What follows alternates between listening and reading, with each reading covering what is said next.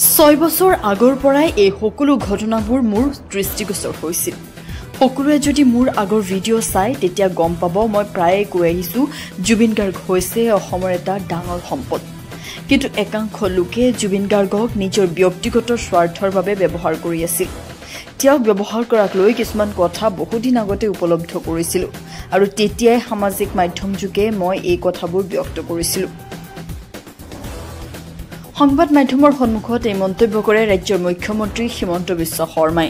মই সদায় কৈ আহিছিলো যে জুবিন এটা ডাঙৰ সম্পদ, কিন্তু একাংশ লোকে জুবিনক নিজৰ ব্যক্তিগত বিভিন্ন আমি সহজ সৰল ভাষাত কম যে ফাইদা উঠাবৰ কাৰণে ব্যৱহাৰ কৰা মই দেখিছিলোঁ। জুবিনক মই ব্যক্তিগতভাৱেও কৈছিলোঁ আৰু দুই এটা সামাজিক মিটিঙতো মই কথাবোৰ কৈছিলোঁ। কিন্তু এটা কথা লগতে মই কৈছিলোঁ যে জুবিনৰ আমি সাধাৰণ মানুহৰ লগত তুলনা কৰা উচিত নহয়।